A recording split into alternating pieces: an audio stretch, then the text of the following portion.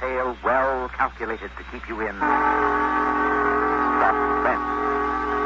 In a moment, Act One of Dagger of the Mind, starring Claire Neeson and Leon Janney, and written especially for suspense by John Robert.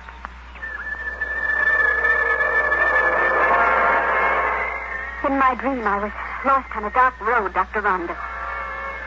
I ran, and suddenly I saw signs pointing everywhere and nowhere. I moved closer, frantically looking for the sign, the direction I must take. And then I touched one, and it came alive. Alive to my touch, Doctor. It was a thing with two faces. An angry face, a face of hate, and a smiling face. A smiling face that deceived. It called my name, and I screamed. That was my dream. You've got to help me, Dr. Rondo. You must help yourself, Vicky. But how? How? Find some activity, some useful interest. Your only affliction is idleness. A slight case of middle age. I don't understand, Doctor. Your days are idle. Housekeeping is not enough to keep you busy, so your imagination works. It works and it breeds fears, suspicions, foolishness. Now you're treating me like a child, Doctor. I knew you as a child. I know. Believe me, Vicky. Find something to do, and you will no longer dream of signposts that disappear. Please, Doctor. Goodbye, Vicky. I'm sorry, but I must make another call.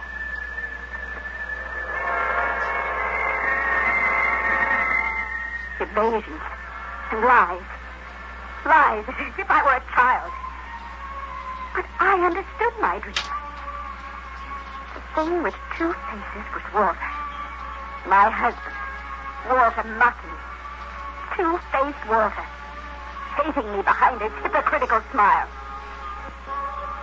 I had proof of Walter's shameful pretense the following morning. Going somewhere, Walter? Yes, to the office. On Saturday?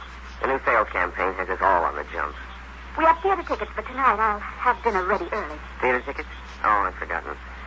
Can I beg off, Vicky? You have other plans for tonight, too? Oh, just to talk shop with some of the staff. Why don't you make it a twosome with Helen? I made it a twosome with Helen the last time. And the time before, Walter. Now, let's not have another quarrel. We live together. But we live apart, Walter. I'm married and I'm alone. Why, Walter? Oh, come now. It's not as bad as It all is as bad as that. Why, Walter? Well, you're magnifying things now. Stop being foolish. Call Helen so that extra theater ticket doesn't go to waste. At breakfast the following Monday morning, I got a clue to where Walter was really spending his time. And with whom. I'm bringing a dinner guest home with me tonight, Vicky. Oh? Who? A business associate. Her name is Martha Coles. Oh, and Vicky, I want dinner tonight to be an event. She's that important to you? Well, she could be. Martha's quite influential in the firm. You know, the right word from Martha to the proper parties, that kind of thing. She'll really outdo yourself, A business associate. How transparent. Shameless liar, the cheat. He was bringing her home with him. To flaunt her. To humiliate me. She came that night. Young, as I was old. Young with a face and figure that turned men's heads. I watched Walter's eyes adore her at dinner. Another helping of something, Martha? Where do I get another stomach? Watched Walter's eyes melt into hers over champagne. The champagne deserves a toast, Walter. All right, a toast. That Forrester Williams account. May the dear benevolent fates earmark it Walter Kent. Business after hours. Walter, you've a horribly one-track mind. I was sick of it. Ignored. As if I didn't exist. If you two will excuse me. Oh, is something wrong, Vicky? I have a headache. I'm going to lie down. Good night, Miss Coles. Oh, good night, Vicky. I do I'll be fine. But thank you for your concern. And please stay as late as you like. Don't let me spoil your fun. But I didn't lie down. I listened and I watched. Watched them dance. I listened to their laughter. I watched them whisper closely, mouth to ear, like old confidants, like lovers. Later, when a taxi had called to take her away, Walter pretended great, overwhelming fatigue. I'm beat. Martha's all right, but she's worrying. I thought she'd never go home. Lies. But his eyes weren't pretending. The truth was right there. In his eyes. I was to be cast aside. But sadly. Neglect, estrangement, loneliness. That was their method. That and other cruelties. Like anniversaries that came and passed. Emptily and drearily. Mrs. Vicky Kent? Yes? A package for you. Sign here. Right here? Yes, that's right, ma'am. Thank you. It was a gift from Walter. A monogram cigarette case. An anniversary gift from Walter. Our 20th anniversary. Ordered and delivered without warmth or feeling. Delivered impersonally by an office boy. And then, one day, not long after, the subtlety dropped. A newspaper left purposely on the bedroom bureau for me to read, left open to a personal column where an item must catch my eye. Sailing tonight for Paris on the ocean liner Champlain, lovely lady executive Martha Coles. Well, Martha Coles was going abroad, but not alone, as I soon discovered. Hello? Vicky? Yes, Walter? Look, something important just came up. I have to go abroad for several weeks. When, Walter? Right away, tonight on the Champlain. You had no idea you were sailing until now, Walter? Not the slightest. Bronson was supposed to go, but But what, Walter? well, he had a sudden appendicitis attack. So? So I have to go in his place. Hey, why this cross-examination? Well, I think it's strange, but Oh, come on, Vicky. Look, I haven't the time to argue. shall I come to see you off? Well, you're due at that bridge party tonight, aren't you, with Helen? You would rather I went to Helen? Well, sailing's a bore. I won't get to the Champlain until the very last minute, but make your own choice. Bye now. Goodbye, Walter. Lies. Tissue of lies. I didn't go to see Walter off, but I went to see her off. Vicky! What a pleasant surprise. I read you were sailing. I thought I'd bid you bon voyage. How nice. So I've nothing to celebrate with. Nothing liquid, I mean. A cigarette? I have some here, thank you. What a stunning cigarette case. An anniversary gift. Right? Thank you. Sailing for business or for pleasure? Business, mainly. Oh, too bad it isn't just pleasure. Walter's aboard, too. What? On this ship? Oh, didn't you know? Well, no, I had no idea. Martha. Yes, Vic? You love Walter. What did you say? You love my husband. This trip you're taking together is just another humiliation for me. You're insane. You'll not have it your way. That's why I came. To see that you don't. Vicky, wait. Please.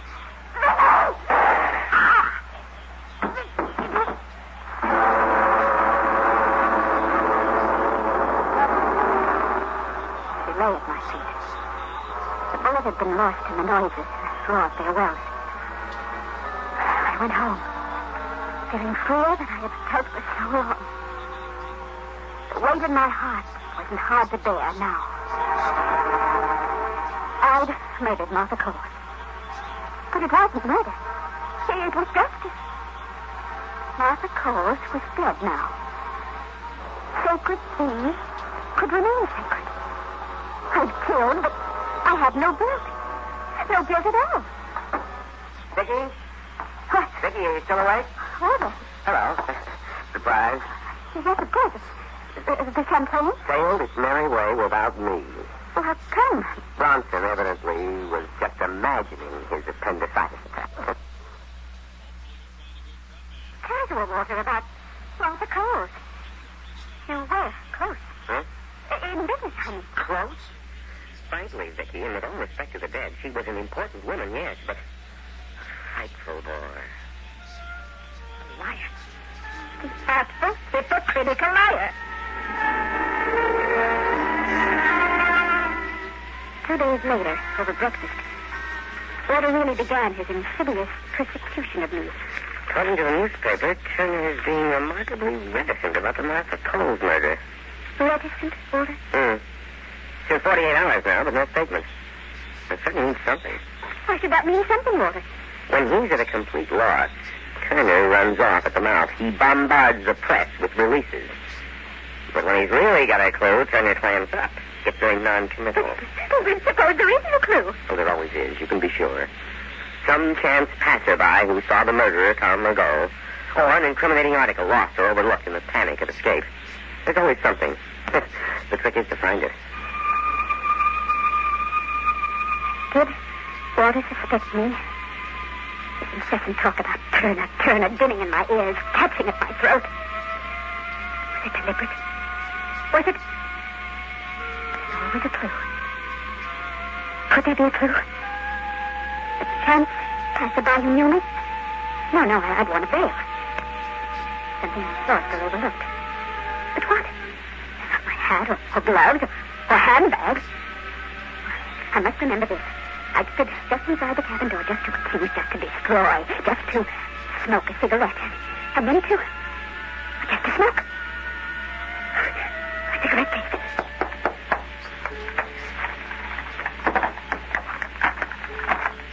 It wasn't in my handbag.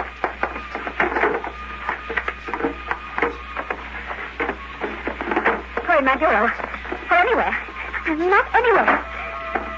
Turner had it. I'd left my cigarette case in Martha's cabin, and Turner, the chief of homicide, had it.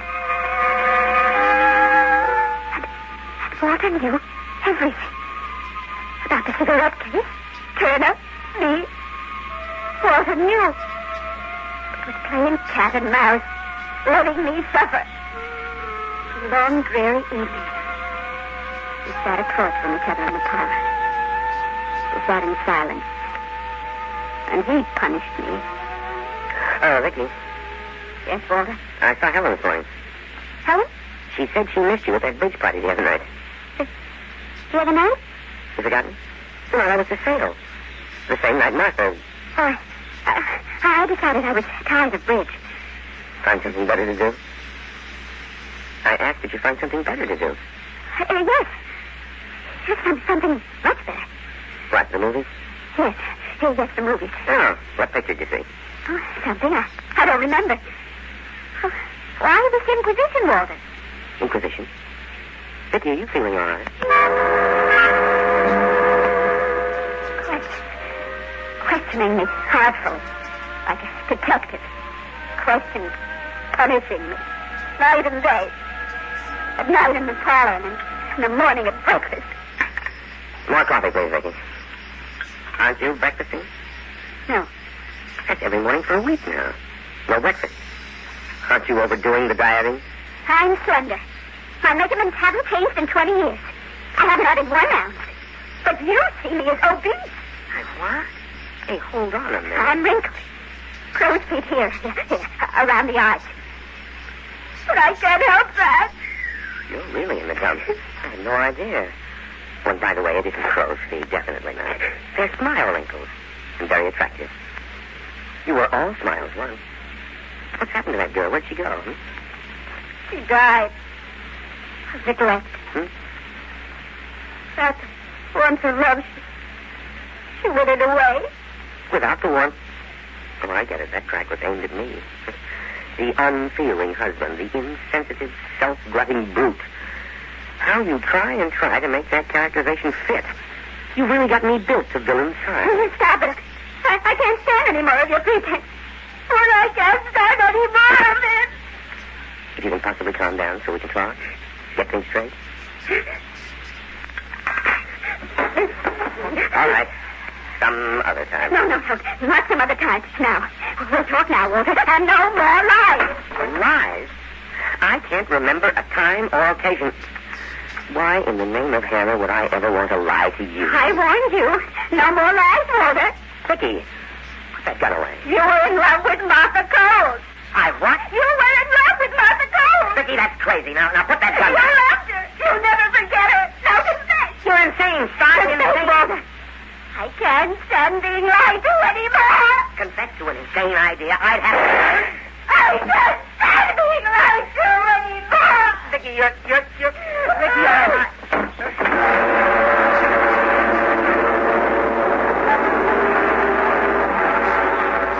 Walter was on the floor dying. But I didn't really care. You're dying, Walter. But you don't have to go alone in death. There's Martha. Yes. Reach out for her hand. Go ahead. The hand of the corpse you remember so well. You're insane. No more lies, Walter. You don't need to lie anymore. You're free now. Martha is yours. For all eternity. Yes. It was you. You murdered Martha Gold. You were the one. You knew that all along, didn't you, Walter? But first I was to be punished. First I was to be tortured. First my mind was to be filled with fear over a missing monogram cigarette case. A monogram cigarette case? Yes.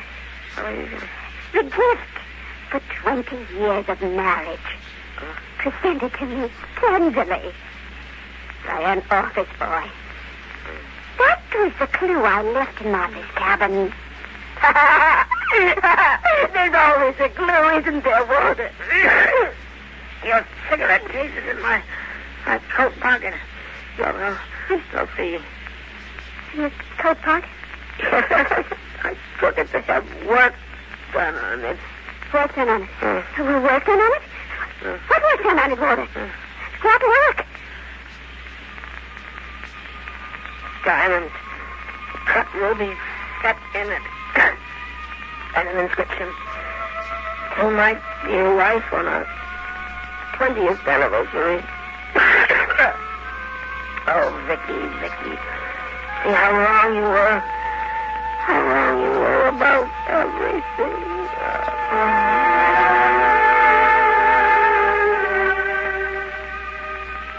I watched him die. And his eyes grew round. He stared at me. His eyes stared at me. Open and dim. Wide in approach. But I believed him. A dying man doesn't lie. But I believed him. Too late. But for the first time, I believed him.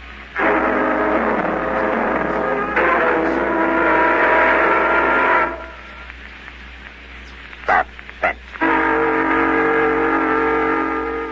You've been listening to Dagger of the Mind, starring Claire Neeson and Leon Janney, and written especially for Suspense by John Roberts.